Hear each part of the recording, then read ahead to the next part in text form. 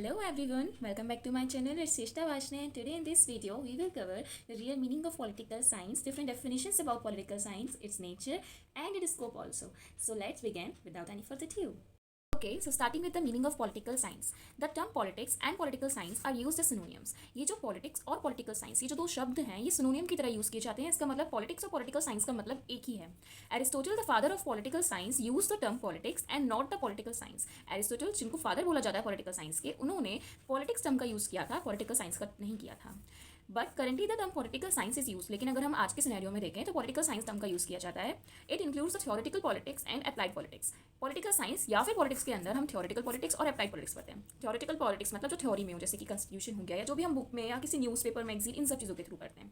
Applied politics जो कि हम रियल लाइफ में देखते हैं, एक्सपीरियंस करते हैं, उसको नोटिस करते हैं या उसको अप्लाई कर सकते हैं अपनी रियल लाइफ में, तो वो पॉलिटिक्स होगी अप्लाइड पॉलिटिक्स. तो इसमें हम थ्योरेटिकल पॉलिटिक्स यानी कि बुक्स वगैरह की और अप्लाइड पॉलिटिक्स यानी कि रियल लाइफ वाली, जैसे कि इलेक्शंस वगैरह, ठीक है, तो ये होगी अप्लाइड पॉलिटिक्स. ये दोनों चीज़ें पढ़ते हैं पॉलिटिकल साइंस के अंदर. It is first concerned with origin, nature, purpose and scope of state authority. मतलब जब शुरुआत में पॉलिटिकल साइंस आई थी तो वो क्या क्या चीज़ें इंक्लूड करती थी, तो वो इंक्लूड करती थी ऑरिजिन, मतलब कैसे स्टेट अथॉरिटी बनी. स्टेट अथॉरिटी बोले तो कि कोई भी एक स्टेट की वो अथॉरिटी जो पूरे स्टेट को गवर्न कर रही हो, रूल कर रही हो, ठीक है. तो जो भी अथॉरिटी हुआ करती होगी वो किस तरीके से बनी, उसका ऑरिजिन क्या था, उसका नेचर क्या था, मतलब कैसी थी, क्या था, टू पार्टी सिस्टम था, मल्टी पार्टी जो भी था हमें नहीं पता, पर्पस क्या रहता था, उसका काम क्या रहता था, और स्कोप मतलब कहाँ कहाँ तक उसका फैलाव था. तो ये सब चीज़ें शुरुआत में हम पॉलिटिकल साइंस में पढ़ा करते थे. अब अगर हम आगे बात करें तो something related to political philosophy.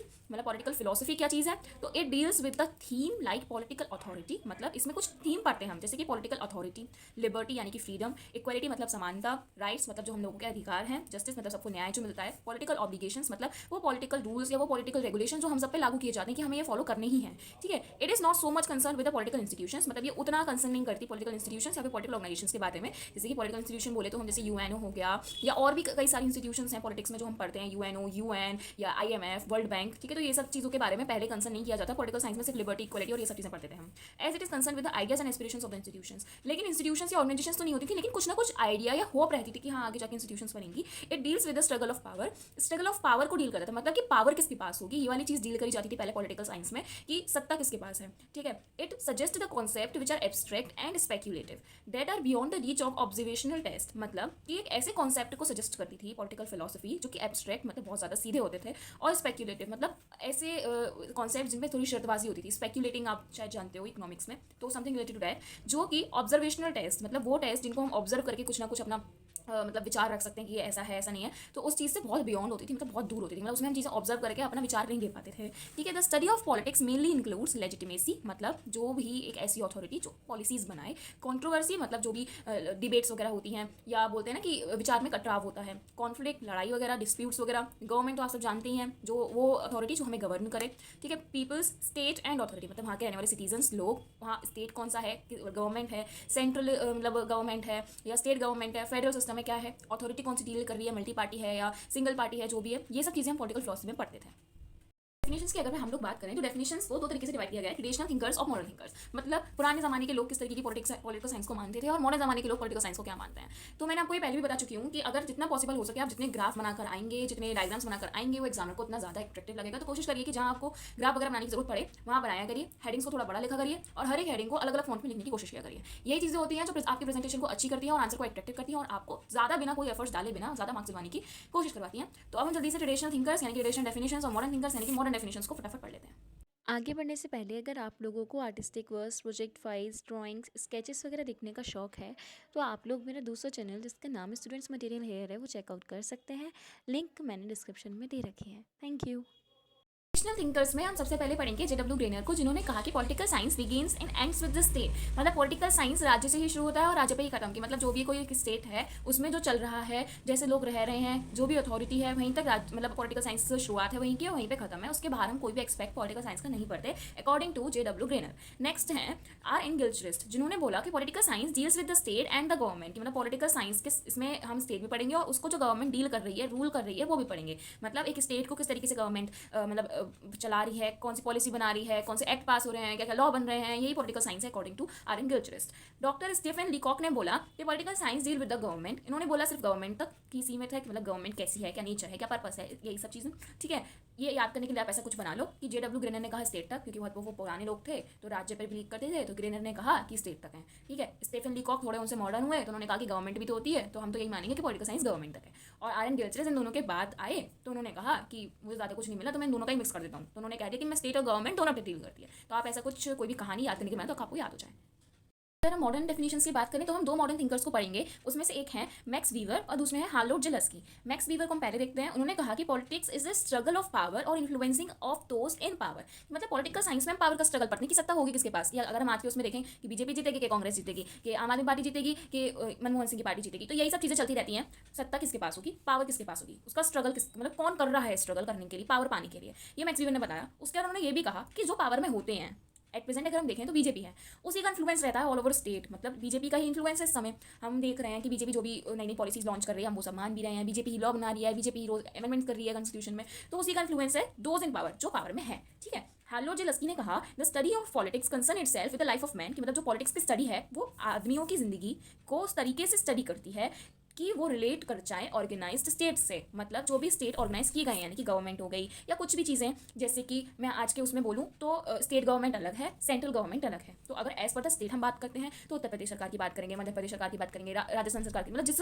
State में जो भी गवर्नमेंट चल रही है उसकी हम बात करेंगे। और अगर हम एज अ होल कंट्री बात करते हैं तो हम करते हैं सेंट्रल गवर्नमेंट की बात, जो कि इस समय बीजेपी है। ठीक है, तो ऑर्गेनाइज स्टेट कैसे एक मैन के लाइफ को इन्फ्लुएंस कर रही है, यही स्टडी है पॉलिटिक्स की, ऐसा बोला हार्लोट जेलस्की ने। तो अभी हमने डेफिनेशंस पढ़ ली, मीनिंग्स पढ़ लिए और थोड़ा सा देख लिया कि व्हाट इज पॉलिटिकल फिलॉसफी। अब जल्दी से हम देख लेते हैं कि उसका नेचर भी क्या है।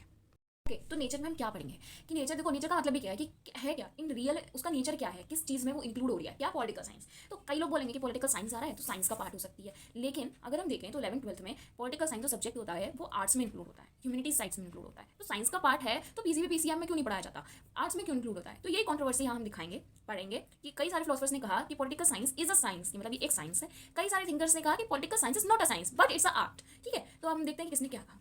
Aristotle called the politics as supreme power. Aristotle जो फादर ऑफ पॉलिटिकल साइंस, उन्होंने कहा कि पॉलिटिकल साइंस जो है, पॉलिटिक्स जो है वो सुप्रीम पावर है किसी भी कंट्री की, किसी भी स्टेट की। बॉर्डन, हॉब्स, मोंटेस्क्यू, जेलेनिक ने, और इनके अलावा और भी कई सारे थे, ये 4-5 नाम आप याद कर लो, उसके आगे सेक्टर लगा देना। ठीक है, तो बॉर्डन, हॉब्स, मोंटेस्क्यू, जेलेनिक, इन लोगों ने कहा कि ये कुछ पॉलिटिकल ऐसे थिंकर्स हैं जिन्होंने कहा कि पॉलिटिकल साइंस जो है वो साइंस ही है। मैंने कहा ना कि कुछ लोगों ने कहा कि साइंस है, कुछ लोगों ने कहा आर्ट्स है, तो इन सब लोगों ने कहा कि इट्स अ साइंस पॉलिटिकल, ये they concern political science as science and give the following reasons. कुछ रीजंस दिए कि वो पॉलिटिकल साइंस क्यों है। ठीक है, तो हम रीजंस देख लेते हैं, इनको आप जरूर याद कर लेना क्योंकि इसके बिना क्वेश्चन कंप्लीट नहीं होगा। ठीक है, ऑब्जर्वेशंस कैन बी मेड। इन्होंने कहा कि पॉलिटिकल साइंस में ऑब्जर्वेशंस हम बना सकते हैं। आप ऑब्जर्वेशंस आप कैसे, मतलब क्या ऑब्जर्व करते हो, तो हम इसमें क्या ऑब्जर्व करते हैं कि कौन सी पार्टी रूल कर रही है, कहाँ से उसको वोट मिले, कहाँ उसकी ज़्यादा पावर रही, कहाँ वो हारी, ये सब चीज़ें ऑब्जर्व भी तो की जाती हैं। तो उन्होंने कहा कि ऑब्जर्वेशंस हम कर सकते हैं, क्योंकि साइंस में भी हम ऑब्जर्वेशंस पढ़ते हैं अलग अलग उसकी फॉर्मूले वगैरह की, या जो भी प्रैक्टिकल्स होते हैं उसमें हम ऑब्जर्वेशंस पढ़ते हैं। ठीक है, तो उन्होंने कहा कि पॉलिटिकल साइंस है क्योंकि इसमें ऑब्जर्वेशंस पढ़ते हैं, ऑब्जर्वेशंस हम यहाँ पे कर सकते हैं। It is a body of systemised knowledge about the state. Science में हम एक सिस्टमेटिक वे से नॉलेज लेते हैं कि कोई एक सिस्टम है, उसी सिस्टम के हिसाब से हम करेंगे, और कोई मतलब अपने हिसाब से हम नहीं डाल सकते। जो भी साइंटिस्ट ने कहा, जो भी उन्होंने डिस्कवर किया वही हम पढ़ेंगे। तो सिस्टमाइज्ड नॉलेज होती है वहाँ पे बस। ठीक है, तो उन्होंने कहा कि स्टेट जो है वो भी एक सिस्टमेटिक वे से ही नॉलेज है, क्योंकि स्टेट को ऐसे नहीं बना दिया गया, उसमें कई सारी नॉलेज ली कि कैसे, जैसे हमारा कॉन्स्टिट्यूशन की हम बात करें तो कई सारी कंट्री से लिया गया है। ठीक है, हम अपनी गवर्नमेंट की बात करें तो हमारी गवर्नमेंट भी अपने आप नहीं बनी है, बहुत सारी चीज़ों की नॉलेज ली गई, उसके बाद एक सिस्टम में उसको ढाला गया, तो बोला गया कि जो स्टेट है वो एक सिस्टमाइज नॉलेज की ही बॉडी है। तो दूसरा इन्होंने पॉइंट ये दिया। तीसरा दिया कि it has absolute and universal loss, मतलब कि एक तो बिल्कुल सिद्ध लॉ है, जो है सो है, आप उसको चेंज नहीं कर सकते अपनी तरफ से। यूनिवर्सल है, मतलब आप सबके लिए एक से ही है, सब लोग उसको मानेंगे। ऐसे लॉज हम पॉलिटिकल साइंस में पढ़ते हैं। जैसे कि हम यूनिवर्सल एडल्ट फ्रेंचीज की बात करें कि 18+ के लोग ही वोट डाल सकते हैं, तो ये एब्सोल्यूट है कि 18 तो मतलब 18। अब उसमें अपना कम कर सकते हो, ज़्यादा तो मतलब चलेगा, क्योंकि उसमें यही है ना कि 18 एंड 18+, तो कम तो आप कर नहीं सकते, चाहे 17 साल का ही बंदा क्यों नहीं। ठीक है, तो एब्सोल्यूट है, यूनिवर्सल मतलब हर जगह ये चीज़ मानी जाती है। ठीक है, नेक्स्ट है analytical method has been adopted, मतलब एनालिसिस कर सकते हैं हम चीज़ों का। एनालाइज कैसे करेंगे, अब जो मैंने ऑब्जर्वेशन में एग्जांपल दिया ना बोर्ड्स का, वही से हम लेते हैं। एनालाइजेशन चलता है कि किस पार्टी को वोट कितने मिले, इसका एनालाइज किया गया, उसका रेशियो निकाला, रेशनली प्रोपोर्शनल करा, उसके बाद कहीं जाके आया कि इतना परसेंटेज से ये वोट जीती है, ये पार्टी इस कंट्री में इतने परसेंटेज से जीती है। तो ये एनालिटिकल मेथड भी हम अडॉप्ट करते हैं पॉलिटिकल साइंस में। दूसरा बताया कि scientific method is applicable in to his phenomena, मतलब कि इसमें साइंटिफिक मेथड्स भी होते हैं। साइंटिफिक मेथड्स बोले तो कि जैसे कोई भी, जैसे EMI है, ठीक है, इलेक्ट्रॉनिक वोटिंग मशीन है, ईवीएम है, ठीक है, तो इनमें क्या है, साइंस के थ्रू बन जाती है क्या, मतलब ना साइंस के बन जाती है नहीं ना, तो साइंटिफिक मेथड भी इंक्लूड किए गए हैं, टेक्नोलॉजी यूज होती है, ठीक है। The principles deducted are applicable to concrete problems, मतलब जो भी प्रिंसिपल्स हम यहाँ पॉलिटिकल साइंस में पढ़ते हैं, जो भी आजकल के कॉन्फ्लिक्ट्स, मतलब हर चीज़ पे कंट्रोवर्सी होने लगती है, प्रॉब्लम्स आती हैं, उन सबको एप्लीकेबल किए जा सकते हैं। तो ये जो कुछ मतलब रीजंस थे जो हॉब्स, बॉर्डन, मोटेंस्टिंग, क्यू एक्सेट्रा, इन सारे पॉलिटिकल थिंकर्स ने बताए कि पॉलिटिकल साइंस साइंस क्यों है, ठीक है। अब अगर मैं दूसरी तरफ बात करूँ तो on the other hand thinkers, कुछ ऐसे थिंकर्स जैसे कि जे.एस. मिल, कैटलिन, बार्कर, अगस्त और कोम, और इनके अलावा और भी कुछ थे, इन लोगों ने कहा कि political science as an art, मतलब उन्होंने बताया कि पॉलिटिकल साइंस एक आर्ट है, साइंस नहीं है, आर्ट है। उन्होंने भी कुछ रीजन दिए जो कि हम देख लेते हैं। हम देखते हैं कि आर्ट, पॉलिटिकल साइंस एक आर्ट है, उसके पीछे के रीजंस बताए हैं थिंकर्स ने।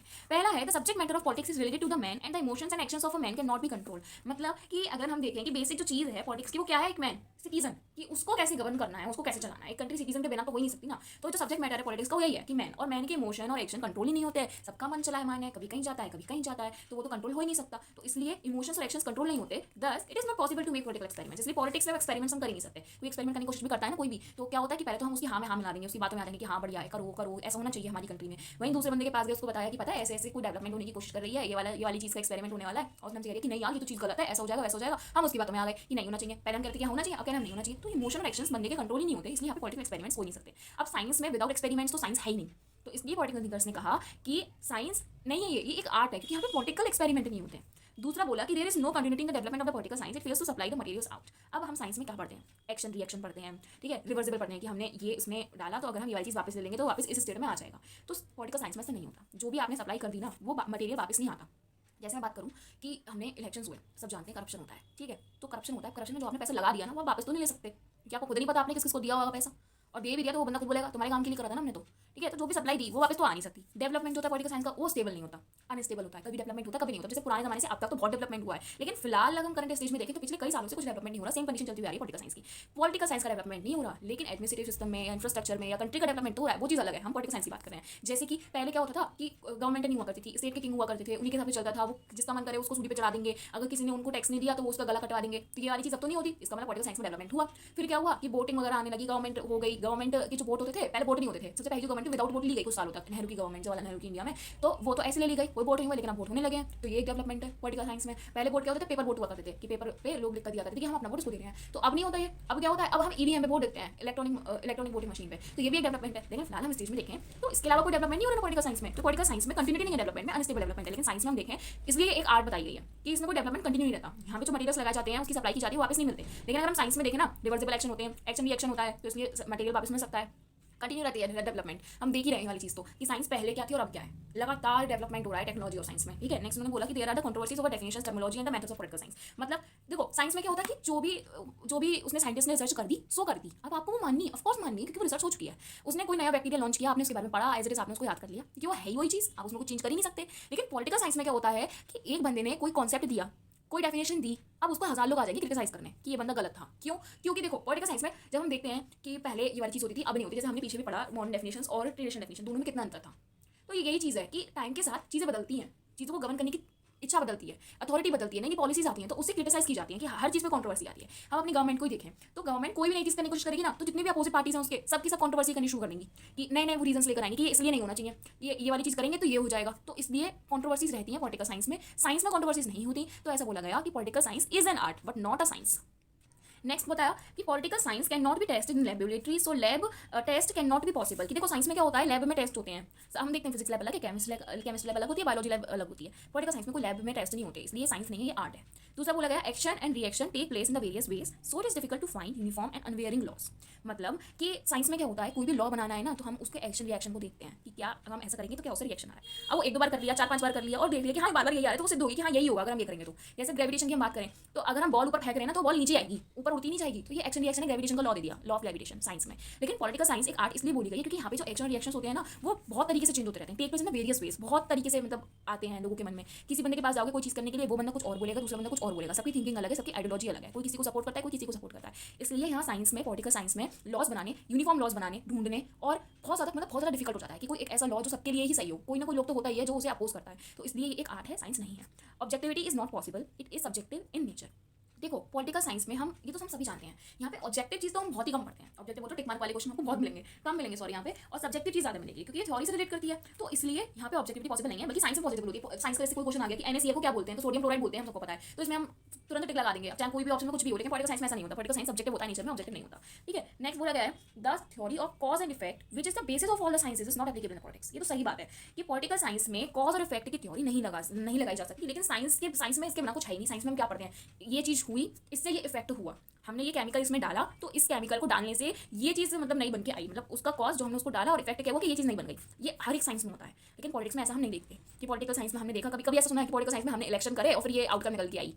क्या इलेक्शन करे, कोई नई आउटकम निकल के आई, नहीं, कई पार्टी हारेंगी, एक पार्टी जीतेगी, बस यही आउटकम है। तो ऐसा यहाँ पे नहीं होता, इसलिए बताया गया कि पॉलिटिकल साइंस एक आर्ट है। अब आप कंफ्यूज हो जाएंगे कि अब एट द एंड कंक्लूजन क्या निकला कि आर्ट है कि साइंस है। Political science is the part of the science और एन आर्ट। तो ये चीज़ कही गई कि पॉलिटिकल साइंस आर्ट भी है और साइंस भी है। अब इसका हम थोड़ा सा डिस्क्रिप्शन देख लेते हैं ताकि आपको अच्छे समझ में आ जाए।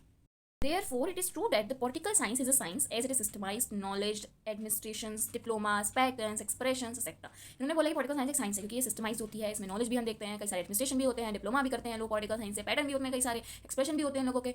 It deals with the social phenomena and hence it is social science having characteristic of positive science. मतलब यहाँ पे साइंस तो बोला गया क्योंकि सिस्टमाइज है, वो सब चीज़ें हैं, लेकिन इसमें सोशल फेनोमेना पढ़ते हैं हम। सोशल फेनोमेना बोले तो कि मतलब सोसाइटी में क्या चल रहा है, तो इसलिए इसको सोशल साइंस का पार्ट माना गया है, यानी कि पॉजिटिव साइंस का। साइंस में भी कई सारे पार्ट होते हैं ना, कि सोशल साइंस है या और भी है कि फिजिक्स केमिस्ट्री सब अलग अलग पार्ट माने गए हैं साइंस के, तो इसलिए पॉजिटिव वे से हम देखें तो ये साइंस है।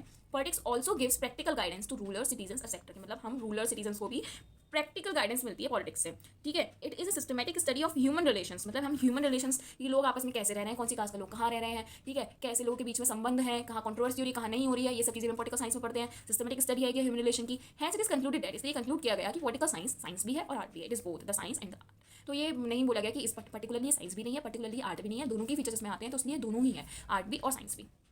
तो जो लास्ट टॉपिक है स्कोप ऑफ पॉलिटिकल साइंस, हम उसको भी जल्दी से देख लेते हैं। अकॉर्डिंग टू बिलक बाय, the political science has to deal with the state government and law. बिलक बाय ने कहा कि पॉलिटिकल साइंस का जो स्कोप है वो स्टेट गवर्नमेंट और लॉ तक ही सीमित रह जाता है। अकॉर्डिंग टू प्रोफेसर गुडनाउ, इन्होंने कहा कि political science deal with expression of state will, मतलब कि स्टेट किस तरीके से एक्सप्रेशन कर रहा है, मतलब किस तरीके से डील कर रहा है चीज़ों को। The content of the state will, क्या कंटेंट है स्टेट का, और एग्जीक्यूशन क्या होगा, मतलब किस तरीके से वो चीज़ों को इंप्लीमेंट कराएगा। According to the R.N. Gilchrist, political science deal with the state as it is, मतलब कि वो मतलब स्टेट किस तरीके से है, क्या वो था और क्या वो होगा, मतलब स्टेट को प्रेजेंट, फ्यूचर और पास्ट में उन्होंने बताया R.N. Gilchrist ने कि स्टेट क्या था, क्या है और क्या होगा। According to Laston and Easton, the political science deal with the power, authority and legitimacy. उन्होंने कहा कि पॉलिटिकल साइंस पावर मतलब किस पे सत्ता है, क्या कौन सी अथॉरिटी रूल कर रही है, किस तरीके की पॉलिसीज बन रही है। उन्होंने कहा कि पॉलिटिकल साइंस से है। अब डिफरेंट फिलोसफर्स ने अलग अलग चीज़ें तो बता दी कि पॉलिटिकल साइंस है किससे। अब हम सबको तो मतलब ऐसे कैसे मतलब कंक्लूजन करें, कोई कह रहा है स्टेट है, कोई कह रहा है कि स्टेट गवर्नमेंट लॉ है, कोई कह रहा है कि पावर है, अथॉरिटी है, तो हम कंफ्यूज हो जाएंगे ना, सब चीज़ें अलग हैं। तो इन जनरल अगर हम बात करें तो पॉलिटिकल साइंस में क्या क्या चीज़ें इंक्लूड होती हैं। It includes human association and organisation, मतलब कि ह्यूमन एसोसिएशन और ऑर्गेनाइजेशन बनाई जाती है, जैसे कि वर्ल्ड बैंक, IMF, UNO, ये सब चीज़ें। उसके उन ऑर्गेनाइजेशन के क्या क्या ऑब्जेक्टिव रहते हैं, क्या क्या हम पर उनके इफेक्ट पड़ते हैं, ये हम पढ़ते हैं। सोशल वैल्यूज़ पढ़ते हैं हम कि सोसाइटी में किस तरीके की वैल्यूज़ हैं। पॉलिटिकल सोशलाइजेशन पढ़ते हैं। पब्लिक एडमिनिस्ट्रेशन पढ़ते हैं कि मतलब किस तरीके से पब्लिक को एडमिनिस्ट्रेशन मिल रहा है। पॉलिटिकल डेवलपमेंट पढ़ते हैं कि पॉलिटिक्स कैसे डेवलप कर रही है। Political culture, political parties, political authorities, political systems, legal procedures, speech, dialects, controversies and debates. तो इनके अलावा भी कई सारी चीज़ हो सकती हैं, आप उसमें भी इंक्लूड कर सकते हो आंसर बनाने के लिए। ये सब चीज़ें हैं जो हम पढ़ते हैं पॉलिटिकल साइंस में। तो इन शॉर्ट हम ये देख सकते हैं कि कुछ चीज़ें तो ऐसी हैं जो हम प्रैक्टिस में देखते हैं, मतलब प्रैक्टिकली हम उसको देखते हैं, कैसे मतलब एक्सपीरियंस करते हैं, ठीक है। और कुछ चीज़ें ऐसी हैं जो हम बाई थ्योरी पढ़ते हैं, जो मैंने शुरू में आपको बताया कि मीनिंग ऑफ पॉलिटिकल साइंस में, कि पॉलिटिकल साइंस को पहले दो तरीके से डिवाइड किया गया था, पॉलिटिकल थ्योरेटिकल पॉलिटिक्स में और प्रैक्टिकल पॉलिटिक्स में। तो वही चीज़ें हम यहाँ पे देख रहे हैं कि ये जो चीज़ें सब पढ़ी ना अभी तक, कि ये कुछ चीज़ें तो इसमें ऐसी हैं जो थ्योरी, जैसे लीगल प्रोसीजर्स हैं, ठीक है, हम थ्योरी से पढ़ते हैं, स्पीच, डायलेक्ट, कंट्रोवर्सी, डिबेट्स, ये सब थ्योरी है। वहीं parties, culture, development, authority, system, ये सब प्रैक्टिस है। तो पॉलिटिकल साइंस को दो पार्ट में डिवाइड किया गया है, उसके स्कोप को, पॉलिटिकल थ्योरी में और पॉलिटिकल प्रैक्टिस में। अब उनको भी देख लेते हैं। पॉलिटिकल साइंस को दो पार्ट में डिवाइड किया, political theory, political practice. Political theory जो थ्योरेटिकली हम पढ़ते हैं, पॉलिटिकल प्रैक्टिस जो हम प्रैक्टिस में देखते हैं, रियल लाइफ में देखते हैं, एक्सपीरियंस में देखते हैं। अब देखो मैंने यहाँ पे भी एक चार्ट बना दिया, ये एट्रैक्टिव लग रहा है, अलग से ही दिख रहा है, तो आप भी कोशिश करा करिए कि आप अपनी प्रेजेंटेशन को अच्छी करने के लिए जगह जगह चार्ट बनाएं। तो हम अलग अलग इनको पढ़ लेते हैं कि पॉलिटिकल थ्योरी क्या है, पॉलिटिकल प्रैक्टिस क्या है। पॉलिटिकल थ्योरी में अगर हम देखें तो political theory includes history of political science, political thoughts as well as the problems in contemporary life etcetera. मतलब वो चीज़ें जो हम थ्योरेटिकली पढ़ेंगे, अब वो क्या पढ़ेंगे हम, ये हिस्ट्री क्या रही पॉलिटिकल साइंस की, पॉलिटिकल थॉट्स किस तरीके के थे पहले, ठीक है, क्या क्या प्रॉब्लम्स रहती थी कॉन्टेम्परेरी लाइफ, मतलब कि जैसे कॉन्टेम्परी का मतलब क्या होता है कि जो साथ में चीज़ें चल रही हूँ, जैसे कॉन्टेम्परी वॉर की बात करें तो एक साथ जो जो वॉर्स हुई सेम टाइम पे जो जो हुई, जैसे इंडिया पाकिस्तान साथ में इंडिपेंडेंट हुए तो कॉन्टेम्परी इंडिपेंडेंस थी इनकी, ठीक है। तो ये सब चीज़ें हम पॉलिटिकल थ्योरी में पढ़ेंगे, मतलब जो चीज़ें हम through magazines, through books, through newspapers, इन सब चीज़ों से पढ़ेंगे। पॉलिटिकल प्रैक्टिस में अगर हम बात करें तो जो चीज़ें हम एक्सपीरियंस कर सकते हैं रियल लाइफ में, जैसे कि it includes distribution of powers, मतलब पावर्स किस तरीके से डिस्ट्रीब्यूट की गई है, स्टेट गवर्नमेंट है, सेंट्रल गवर्नमेंट है, फेडरल गवर्नमेंट है, क्या है, मतलब डिस्ट्रीब्यूशन किस तरीके से हुआ है पावर का। प्रैक्टिस ऑफ पॉलिटिकल सिस्टम किस तरीके से प्रैक्टिस किए जा रहे हैं, मतलब बोर्ड किस तरीके से हो रहे हैं, पॉलिटिकल बिहेवियर क्या है, मतलब आज के उसमें कि किस तरीके से पॉलिटिकल साइंस को इंप्लीमेंट किया जा रहा है, लागू किया जा रहा है, कॉन्स्टिट्यूशन किस तरीके से वर्क कर रहा है, पार्लियामेंट किस तरीके से वर्क कर रहा है, गवर्नमेंट क्या क्या पॉलिसीज बना रही है, ये सब हम प्रैक्टिस में देखते हैं। हम इनमें से कुछ चीज़ें हैं जो हम थ्योरी में भी देखते हैं, लेकिन अच्छे से हम इनको तभी समझ पाते हैं जब हम प्रैक्टिस में देखते हैं, ठीक है। तो political theory and political practice both together deals with, मतलब ये दोनों ही चीज़ें साथ में क्या क्या चीज़ों को डील करती हैं, freedom, equality, citizenship, justice, government, development, nationalism and secularism, मतलब और भी कई सारी चीज़ें हो सकती हैं, मतलब लोगों को क्या फ्रीडम मिले, उनको इक्वालिटी मिले, समानता मिले, सिटीजनशिप मिले मतलब नागरिकता मिले, न्याय मिले, डेवलपमेंट हो, विकास हो उनका, नेशनलिज्म हो, सेकुलरिज्म हो, ये सब चीज़ें हम पढ़ते हैं इन दोनों में, ये दोनों चीज़ें कंसर्न करती हैं इन सब चीज़ों से, तो इसको आप अच्छे से याद कर लेना। अब शुरू में तो हमने देखा कि पॉलिटिकल थ्योरी होती थी, पॉलिटिकल प्रैक्टिस होती थी, लेकिन बाद में क्या हुआ, पॉलिटिकल थ्योरी और पॉलिटिकल प्रैक्टिस में कई सारी चीज़ें ऐड ऑन होती गई एज पर द इवोल्यूशन, क्योंकि चीज़ें बदलती हैं टाइम के साथ। तो क्या हुआ कि later these all added on as parties function, मतलब पार्टीज क्या होती थी, क्या मतलब पार्टीज आने लगी नई नई तरीके की, मतलब रीजनल पार्टीज अलग होती हैं, सेंट्रल अलग होती हैं, स्टेट अलग होती हैं, तो ये अलग अलग पार्टीज आने लगी, उनके फंक्शंस, लोगों की आइडियोलॉजी चेंज होने लगी, लेजिस्लेचर, एक्जीक्यूटिव, जुडिशरी, ये तीनों बहुत इंपॉर्टेंट थे, आज के ज़माने में हैं भी, पहले नहीं हुआ करते थे। लेजिस्लेचर का काम क्या होता है, पॉलिसी को बनाना, एक्जीक्यूटिव का उसको इंप्लीमेंट कराना, और जुडिशरी का उसको देखना कि कहीं कुछ मिस्टेक तो नहीं हो रही, चेक एंड बैलेंस सिस्टम, उनको पनिश करना अगर कुछ गलती हो तो पॉलिटिकल इंस्टीट्यूशंस, ये सब चीज़ें ऐड ऑन होती गई। तो पॉलिटिकल साइंस का जो स्कोप है वो बहुत ज़्यादा बड़ा है, हम नहीं कह सकते कि it is deal with only those things, जितना बोलेंगे उतना कम है। Overall it can be concluded that the political science deal with national international context and association, मतलब नेशनल और इंटरनेशनल दोनों ही एसोसिएशन पर, दोनों ही कॉन्टेक्स्ट पर डील करती है पॉलिटिकल साइंस, ठीक है। हम ये नहीं कहते कि इंडिया की पॉलिटिक्स सिर्फ इंडिया तक ही सीमित है। इंडिया के पॉलिटिकल रिलेशन देखें तो रशिया के साथ भी अच्छे हैं, अमेरिका के साथ भी अच्छे हैं, पाकिस्तान के साथ अच्छे नहीं हैं, तो इसका मतलब इंटरनेशनल लेवल पर भी हैं और नेशनल लेवल पर भी हैं। अगर हम कंक्लूजन देखें तो therefore the scope of political science is very huge and wide, मतलब पॉलिटिकल साइंस का स्कोप बहुत बड़ा है। इसके अलावा भी अगर आपको मैटर लगे ना कि आप स्कोप में लिख सकते हो तो आप लिख सकते हो, ये मतलब होता है ना कि ये स्कोप है ही इतना बड़ा पॉलिटिकल साइंस, जितना बोलोगे उतना कम है, ठीक है। तो इस वीडियो में हमें जितना कवर करना था वो हो चुका है। आई होप आप सबको समझ में आया होगा। अगर आपको समझ में आया और आपको नोट्स अच्छे लगे तो प्लीज़ आप मेरे चैनल को सब्सक्राइब करें, please don't forget to share this video with your friends, और thank you so much for watching.